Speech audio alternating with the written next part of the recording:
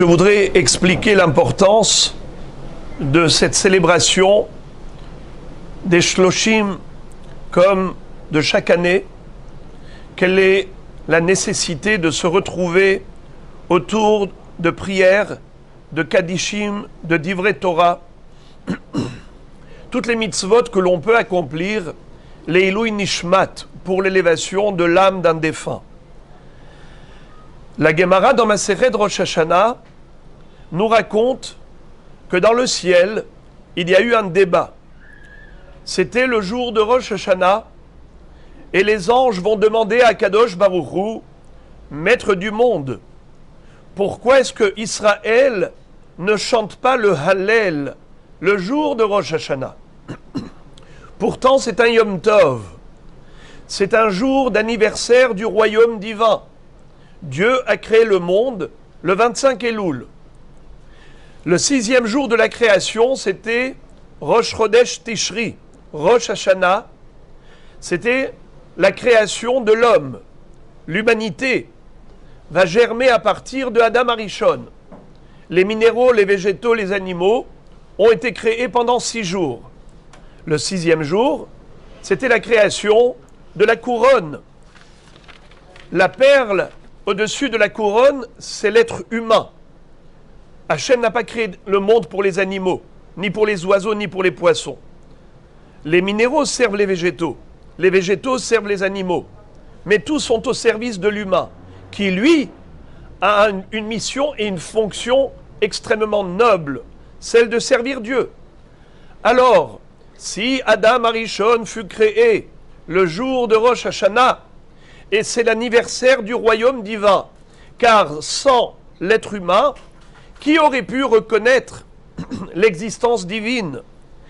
Qui aurait pu proclamer Hashem Melech, Hashem Malach, Hashem Imloch Leolam Vaed? Certainement pas les animaux. Alors, si c'était un jour tellement important de Yom Tov, et c'est la fête du Malchut Hashem, alors pourquoi est-ce que Israël ne chante pas le Hallel? La réponse d'Akadosh Baruch Hu fut celle-là, nous dit la Gemara.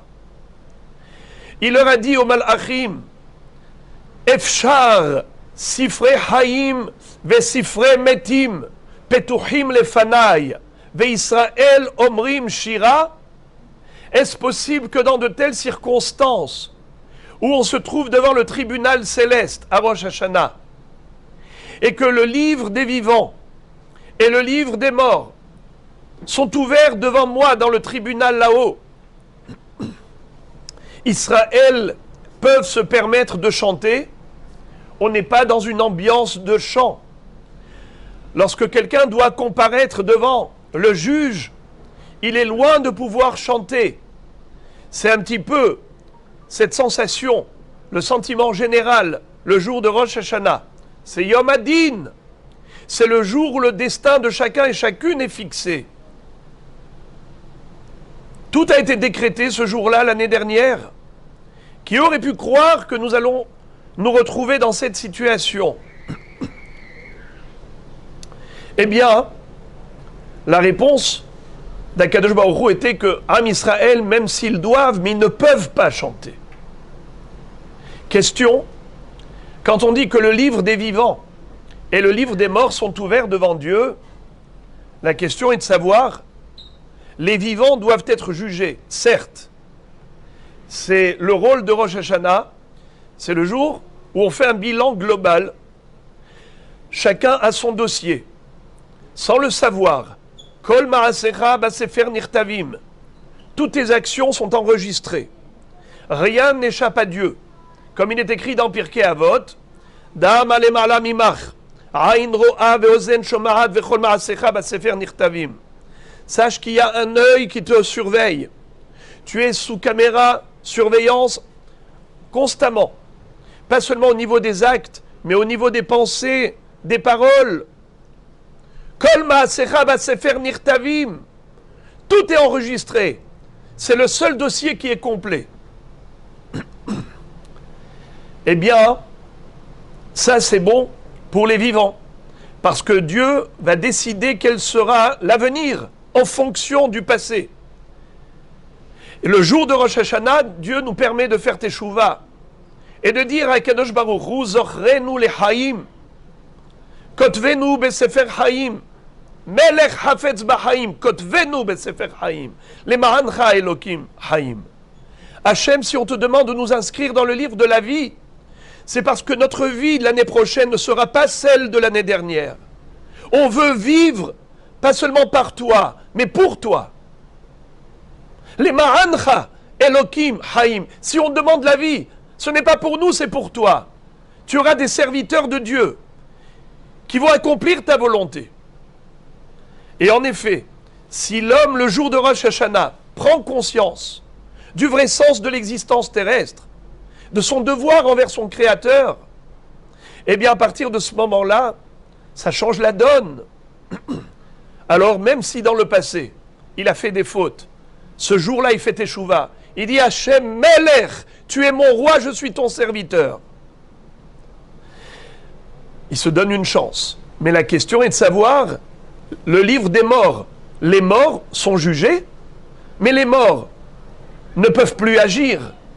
On ne peut pas les juger sur une inactivité, sur l'inaction. Ils n'ont rien fait, les morts.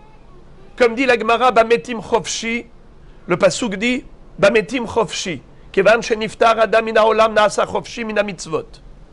Lorsque l'homme quitte ce monde, il est libéré de toute charge. Les devoirs qui nous incombent, c'est uniquement dans ce monde. Après 120 ans, ça y est, il n'y a plus de corps, il n'y a plus d'outils de travail. Tu veux faire la tfila, c'est avec ton corps. Tu veux venir étudier la Torah, c'est avec ton sechel. Avec tes pieds, tu vas aller au Beth Midrash. Tu vas aller ouvrir ton livre, ouvrir l'ordinateur, tu vas écouter un shiur de Torah. C'est ton choix. Mais après, tu ne pourras plus choisir quoi que ce soit. Il n'y a plus de choix entre le bien et le mal. Le libre arbitre, c'est là. Choisir entre faire du bien ou ne pas le faire du mal ou s'en abstenir, c'est ici, avec cet outil de travail qui s'appelle le corps. Eh bien, pourquoi juger les morts puisqu'ils ne font rien? Ils sont inactifs. La réponse, le jugement des morts, c'est pas par rapport à ce qu'ils font, mais par rapport à ce qu'ils ont permis de faire. Quelqu'un qui a donné naissance à des enfants, à une famille, qui vont faire Torah et Mitzvot, eh bien, tout cela va au crédit de ce défunt. Vous voyez ici, on est en train de faire des prières, qu'est-ce qui est écrit en haut? Le'ilui nishmat, pour l'élévation de l'âme. Tout ce qu'on est en train de faire maintenant. Et on est en train de faire Teshuvah. Tout cela, c'est pour son mérite en sa faveur. Les tfilot, les brachot que vous allez réciter tout à l'heure, faites attention de bien formuler la bracha respective à chacun des aliments. Boré peri haetz, boré peri adama, sheakol nihiya bidvaro, boré mine mezonot. Ça c'est avant, pour dire merci à Dieu de nous avoir procuré profit au travers des aliments. Mais ne pas oublier de dire merci après. Il y a une bénédiction à réciter même après manger, si on a mangé le volume au moins de 30 grammes. 27 grammes précisément. Ce qui veut dire que rien n'est anodin dans notre vie juive. Même manger, ça a un sens. Boire, ça a un sens. Parce qu'au travers de l'aliment, tu reconnais le créateur de l'aliment. Qu'est-ce que tu dis quand tu fais la bracha? Baruch ata Hashem. Tu es source de bénédiction, toi Dieu. Elokeinu, notre Dieu.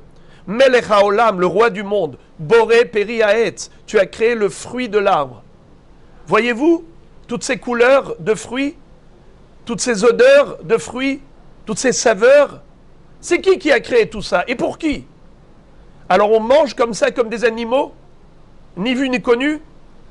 Non. Boré peri haetz. Grâce au peri haetz, je sais qu'il y a un boré peri. C'est grâce aux fruits que je sais qu'il y a un boré peri haetz.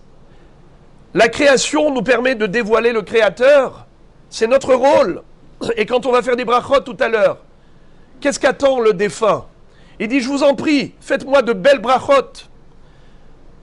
N'avalez pas la bracha et vous mangez le fruit.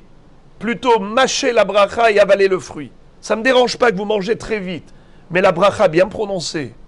Prendre conscience Imaginez-vous si on n'avait pas de fruits, si on n'avait pas de légumes, si on n'avait pas de pain, on n'avait pas de viande, on n'avait rien à manger. On a très faim, on a très soif. Quelqu'un vient, il vous délivre, il vous sauve la vie. Comment vous allez le remercier? Alors, Akadosh Baruch Hu ne mérite pas au minimum autant. La Gemara raconte qu'il y avait un rave qui était très gros. Il souffrait beaucoup de la chaleur. C'était un jour caniculaire. Il a demandé à sa fille, il lui a dit, voilà, je vais monter au sommet de la colline, je te demande de prendre l'éventail, de me ventiler, de me faire un peu d'air. D'accord? Alors, en échange, en contrepartie, je t'offrirai un bouquet de fleurs. Et voilà que le vent a soufflé. Il a dit à sa fille, inutile de te fatiguer. Ah, qu'est-ce qu'il fait bon! Mais combien de bouquets de fleurs je dois au créateur de ce vent? Quand il fait chaud, hein, la srana, la canicule, hein, on veut bien du vent. On rentre dans Masgan. Ah, il y a quelqu'un qui a fait une bracha pour borer à Masgan, avec Baruch Hu qui a créé cette possibilité, cette chokhma. Regardez, autrefois, ils n'avaient pas le Masgan. Réfléchissez. Eux qui n'avaient pas de frigidaire ni de congélateur, n'avaient pas de boisson fraîche, n'avaient pas la possibilité de s'aérer. Il faisait 40 degrés à l'ombre. Et nous, Baruch Hashem, regardez tout ce qu'on a. Hashem nous donne l'occasion de lui dire merci. C'est ce merci qui vaut toute une vie. Toute une vie vaut la peine d'être vécue pour dire merci à Kadosh Baruch Hu pour cette vie et tout ce qu'elle contient, ce qu'elle comprend. Ce que l'on est, ce que l'on a.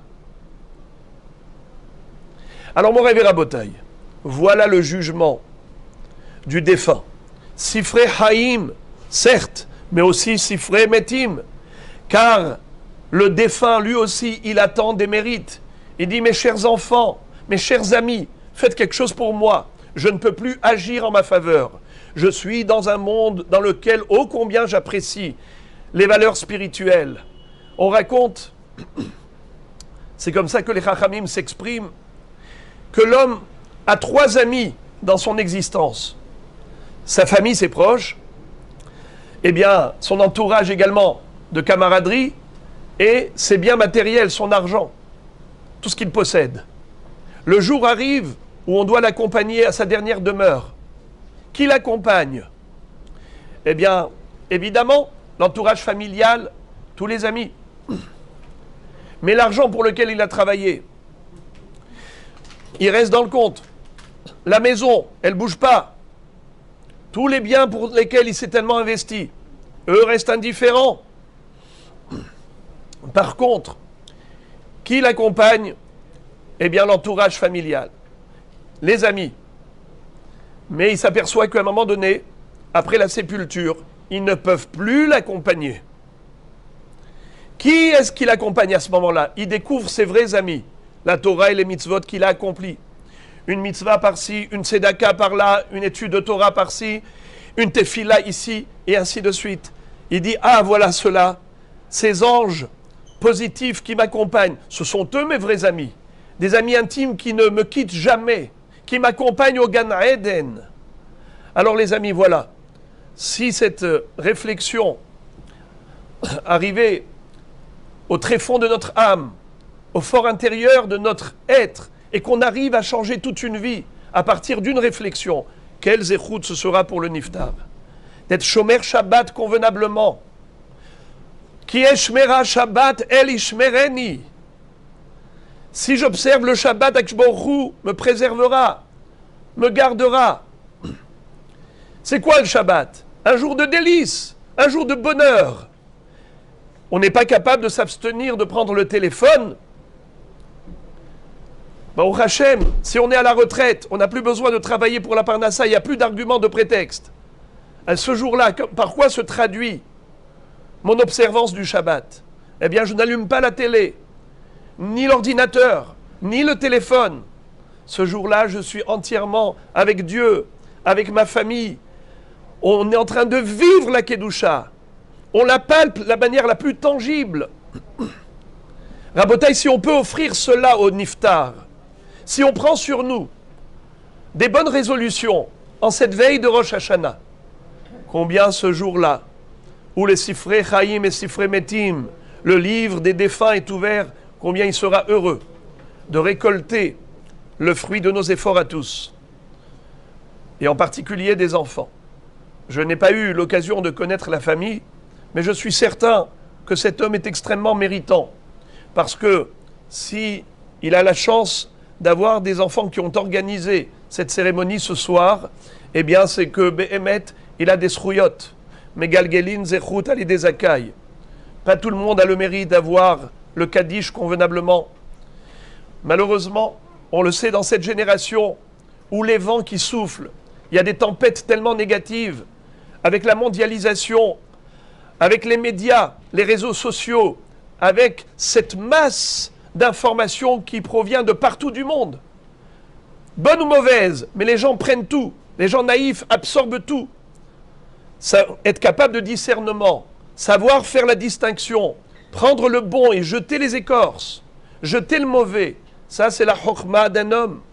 Alors Be'ezrat Hashem Yitbarach, que cette neshama puisse arriver au devant d'Akadosh Baruch Hu dans le Gan Eden et de jouir de la splendeur divine, et que Be'ezrat Hashem, que la famille puisse mériter la consolation parfaite, qu'il plaît dans leur faveur, et que Akadosh Baruch Hu essuie toutes les larmes d'Israël avec toute la communauté, qu'on puisse voir enfin la rédemption finale attendue depuis des millénaires avec ce Rosh Hashanah où tout peut basculer, du mal au bien, de toute la situation de ce qu'on appelle les malédictions de l'année dernière, pour voir Be'ezrat Hashem que des bénédictions. Tahel Shana Ubirkotea Ken Yehi Ratzon.